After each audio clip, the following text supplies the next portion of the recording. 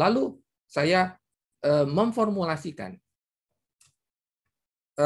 Di ruangan ini banyak kan yang kenal saya, dan ini formulasi saya. Benang merahnya dari yang konsep bisnis sederhana tadi, kalau saya boleh simpulkan dalam 4 huruf saja, itu saya punya PAAS. Yang pertama adalah price. Keunggulan hypermarket adalah price. Ya, kita tidak main-main untuk barang-barang yang sangat dikenali oleh pelanggan. Semua orang tahu dengan harga barang tersebut. Kita tidak pernah kalah. Price. Ya, bahkan kami berani bersaing dengan wholesaler. Grosir yang paling terkenal sekalipun sudah angkat tangan dengan kita. Ya, bagi kami tidak ada alasan. Retail dan wholesaler tidak ada bedanya. Kita harus yang termurah. Ya. Itu keunggulan yang bisa kita tawarkan. Inilah offering kita.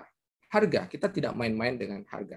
Kita siap menghadapi siapapun dan kita siap bersaing dengan harga terbaik. Khususnya barang-barang yang sangat sensitif, yang menguasai hajat hidup orang banyak, artinya semua orang tahu dengan barang tersebut. Yang kedua, assortment. Assortment, ya, ragam pilihan barang yang bisa didapatkan dengan ukuran di atas 6.000 meter persegi, paling sedikit 6.000, belakangan hypermarket itu berukuran 8.000, dan terakhir yang terbesar mereka bikin 10.000. Dengan luas yang demikian besar, tentu saja bisa menampung banyak pilihan barang, assortment, banyak item di setiap kategori yang bisa ditampung, yang bisa ditawarkan, dan yang paling penting tampilannya keren. Ya, coba Anda bayangkan masuk ke hypermarket, sebuah barang itu bisa dipajang 1,5 meter yang tidak bisa kita temukan ketika kita pergi ke supermarket. Ya, pilihannya begitu beragam, pilihannya begitu banyak, dan itu keunggulan hypermarket waktu itu, yaitu lengkap. Di setiap kategori pilihannya lengkap, bukan saja broad. Di dalam, kalau kita bicara assortment, itu ada broad, yaitu lebar, jumlah kategori yang kita sediakan, tetapi juga kedalaman, depth-nya, ya, kedalaman, seberapa dalam. Contoh, kalau kita bicara instant noodles ada kuah, ada goreng, instant noodles. Tetapi di kuah, berapa banyak kita sediakan? Terlengkap. Tidak ada supermarket yang bisa mengalahkan hypermarket. Terlengkap. Sangat dalam. Selain lebar, juga dalam. Itulah keunggulan hypermarket. Ya. Dari segi assortment, tak terkalahkan. Ya. Berikut, ketersediaan barang. Nah, ini nggak main-main ya kalau ngomong ketersediaan barang. Bapak Ibu akan lihat di hypermarket, jika kosong, jarang sekali ditutup-tutupi. Kalau kosong, kita akan lihat kosong. Kenapa? Itu aturan yang sudah disepakati. Kalau kosong, biarkan kosong. Tugas kita adalah cepat-cepat isi. Kalau Anda bilang, jelek dong. Nah, karena jelek, segera isi. Kenapa dibiarkan kosong berlama-lama? Ya, segera isi. Artinya apa? Kita tidak main-main, kita sangat serius kalau bicara ketersediaan barang. Setiap saat harus tersedia. Mau dalam situasi apapun, taruhannya jaminan bagi pelanggan kita. Ketika dia datang ke toko, barang tersedia. Dan kita sangat fleksibel untuk urusan yang satu ini. Contoh ya, pada suatu hari, secara mendadak, Jakarta kebanjiran, dan yang terjadi, orang Indonesia kan baik-baik ya, suka membantu sesamanya. Tiba-tiba beras langsung diborong. Kenapa? Untuk menyumbang orang yang kebanjiran. Di toko saya, segera beras kosong. Apa yang terjadi? Tidak ada alasan. Kita harus segera isi. Saya angkat telepon, saya telepon supplier beras. Mereka bilang, siap Pak, daerah kita juga kebanjiran, tetapi kami tetap jalan. Saya bilang, jam berapa sampai di sini? Dia bilang, Bapak mau tunggu atau tidak? Karena biasanya gudang Bapak tutup jam 4. Oh, hari ini tidak ada batas jam 4. Anda kirim semalam-malamnya, kita terima. Semalam-malamnya Anda kirim, kita terima. Begitu ya, Pak? Iya. Komit, kirim, kirim. Saya angkat telepon, saya telepon store manajernya. Jam berapa Anda tutup? Jawabannya, semalam-malamnya kita tunggu. Klop kan? Kita lakukan apapun untuk memastikan barang tersedia. Ya, kita tidak main birokrasi, customer first ya. Pelanggan duluan. Availability, jangan main-main dengan availability. Berikutnya, service, pelayanan. Oke, taruhlah Carrefour Hypermarket bukan the best dalam hal service. Tetapi dibanding bisnis retail lainnya, saya berani mengatakan kita standar. Tetapi di berbagai sisi kita lebih baik. Di berbagai sisi kita lebih baik. Contoh ya.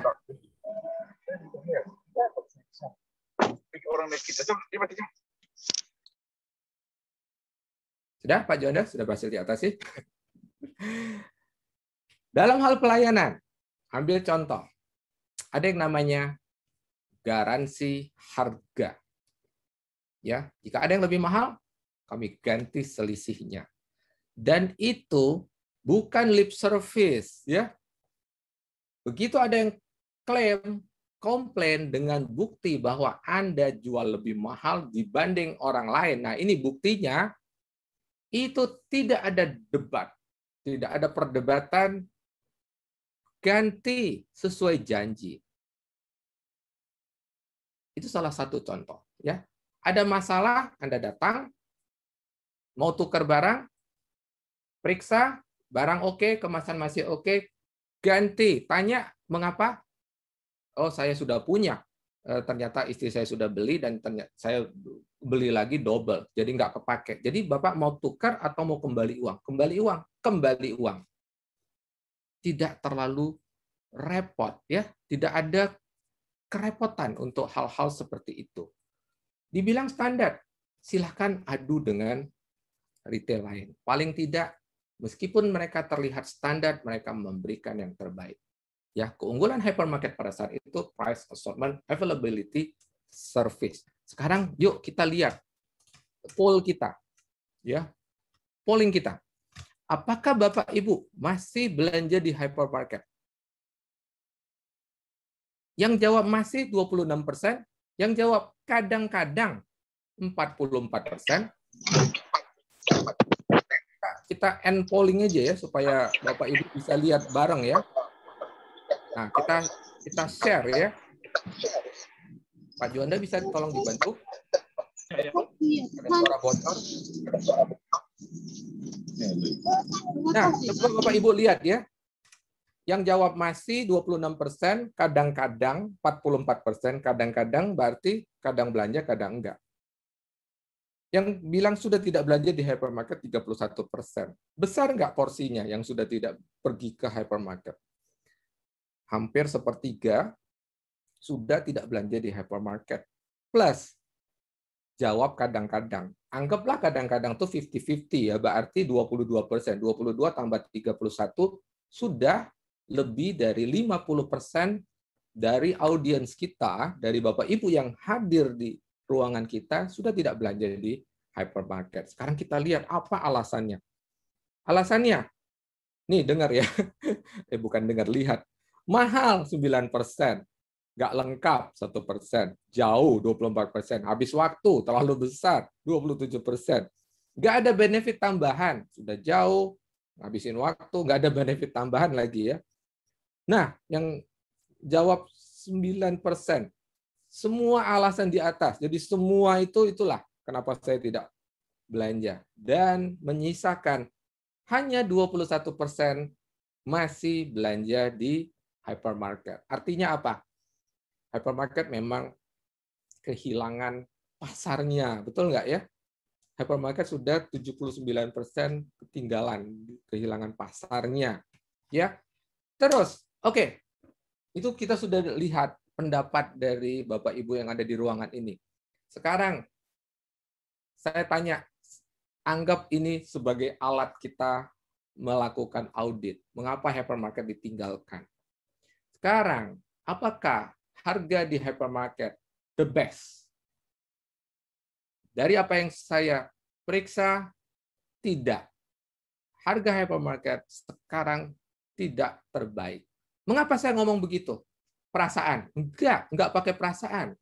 Saya punya klien di Jawa Timur.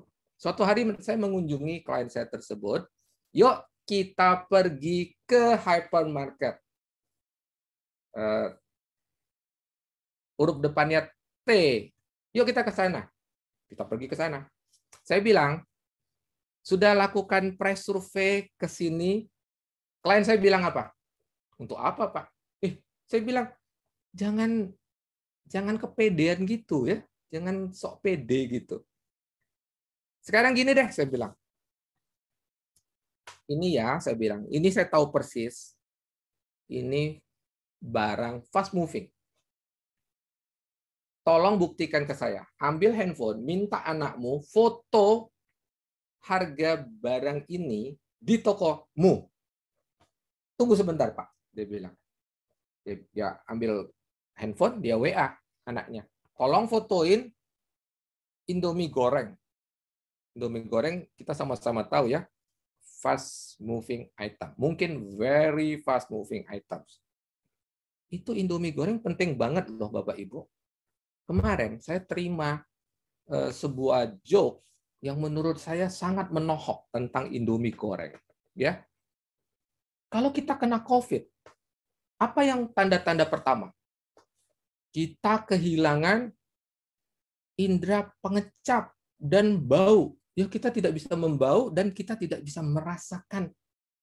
Dan Anda bayangkan kalau Anda kena COVID, Anda tidak bisa menikmati makanan terenak yang ada di dunia, yaitu Indomie goreng. Coba bayangin, kalau sampai Anda kena COVID, ya, jangan sampai kena COVID.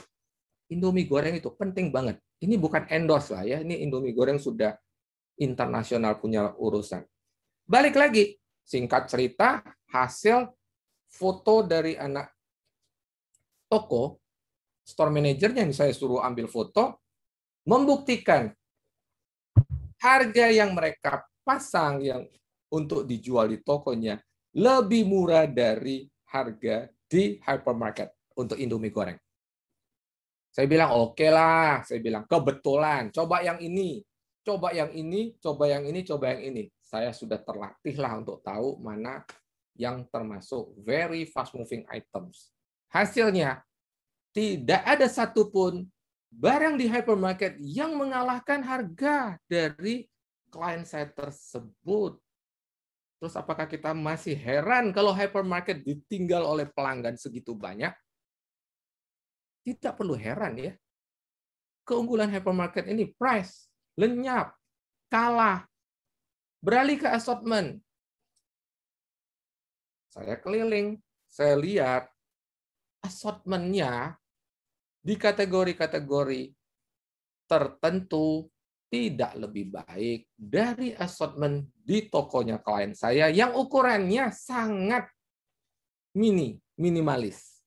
Ya, tokonya klien saya itu nggak sampai 1.000. Nggak sampai 1.000, hanya 500-an meter persegi. Lawan hypermarket yang sedang kita kunjungi, luasnya 6.000 meter persegi. Hanya 10%, tetapi assortment-nya banyakkan dia daripada di hypermarket. Dua faktor tidak lebih unggul sekarang. Availability, ketersediaan barang. Saya melihat banyak barang kosong. Kan kalau di hypermarket itu sudah ada rule, kosong tidak boleh ditutup-tutupi. Jadi akan dengan gampang terlihat. Artinya apa? Gagal memenuhi ketersediaan barang setiap saat. Kalau saya datang untuk barang tertentu, saya harus kecewa. Ya, saya tidak mendapatkan apa yang seharusnya saya dapatkan. Kemudian bicara service, ya, saya uji. Apakah masih ada tuh garansi harga? Jika ada yang lebih mahal, kami ganti selisihnya. Ada. Tapi hari ini syaratnya banyak sekali syaratnya sehingga hampir mustahil Anda bisa klaim garansi harga di hypermarket tersebut. Intinya ribet sekali. Dan itu bukan saya yang bilang. Yang bilang adalah orang lain yang saya tanya. Kan ada garansi harga, mengapa Anda takut? Wah Pak, sudah pernah kita. Terbukti mahal kita ke sana. Pak, hampir tidak mungkin Pak. Mustahil kita bisa dapat garansi harga kalau syaratnya begitu banyak. Intinya Pak, dipersulit kita. Nah Bapak Ibu, yang saya tuliskan sebagai keunggulan hypermarket ini, yang saya ajarkan ke klien saya adalah 4 faktor penentu penjualan. Jika Anda ingin memastikan penjualan Anda terjadi, Anda harus amankan price, assortment, availability, service. Dan kalau saya diminta memberikan pendapat tentang hypermarket, apakah wajar kalau hypermarket itu hari ini harus kalah? Jawabannya wajar. Wajar sekali. Amat sangat wajar. Ya. Berikut, ada satu yang sering dijadikan kambing hitam, yaitu apa? Online, ya. Nah, ini sumbernya ini saya tidak tahu pasti, tetapi saya mendapatkan ini dari Bapak Yongki Susilo. Ya, siapa yang tidak kenal Bapak Yongki Susilo di dunia retail? Ya, beliau adalah Executive Director Nielsen pada masanya. Beliau sudah hari ini sudah retired dan pernah bicara juga di forum kita, Pak Juanda ya.